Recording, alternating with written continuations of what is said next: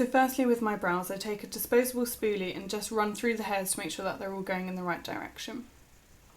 If you don't have one of these, it's quite a good idea to keep the ones that come with your mascara. So once you've run out of your mascara, you can keep the brush. So essentially you just want to wash all the excess mascara off, and then you can keep that bit for brushing through your lashes. And you know, you've spent your money on the whole thing, so you might as well keep it. You can also use that for brushing through your lashes after as a comb. So we'll just brush these up and out.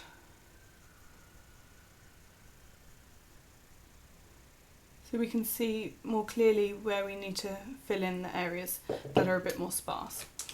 And then what I do is I take the felt tip end of the Makeup Revolution Arch and Shape, and I start to fill in from the front to the end. So you want to draw on the lines in the direction that the hair goes. So at the front we're going upwards, and then we start to move along, and then we start to brush the hairs down. That way it will look the most natural. Now this product is very subtle, so I find it's a good one to start with, just to add a bit more depth into the eyebrow and a bit more darkness really, without them looking too overdrawn on or too dramatic.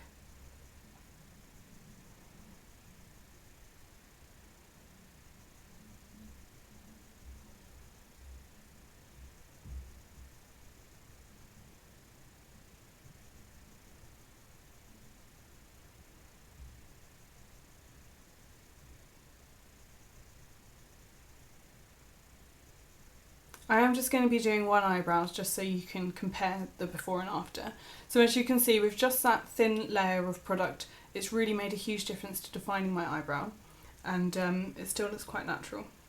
So now what we want to do is take that spoolie again and just brush through,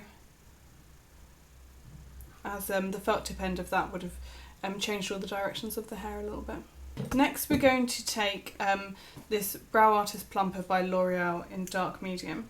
I'm just going to run that through the brows. It adds a bit more colour, and it adds tiny fibres to the end of your eyebrow hairs to make them look thicker and darker, and it also sets in place so it stops them moving about. It comes in a variety of colours as well as clear, in case you don't want to add any more colour, you just want to set them.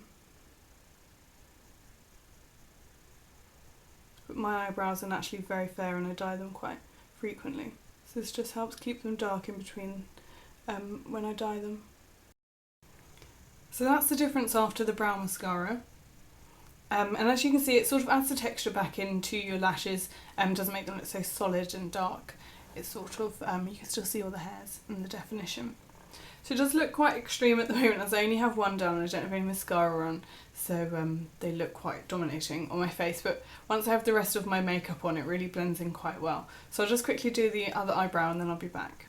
So there you go, that's my brow routine. I pretty much do that every day, as I find it suits most makeup looks. If I am looking for something a bit more dramatic, I'll use the pencil end of my Makeup Revolution Arch and Brow. And sometimes if I want it to look a bit softer, I'll use a mixture of these two pencils, felt tips, sorry, by Gosh. They're both similar end to the one I just used. One top tip for these sorts of products is to store them upside down so that the felt tip end stays hydrated, because if you store it that way, I find that they dry out a lot quicker. It's the same with things like my Kat Von D tattoo eyeliner, it's best to store them that way round. So thank you so much for watching today, and I hope you learnt something from it, and I look forward to seeing you soon. Take care, bye bye.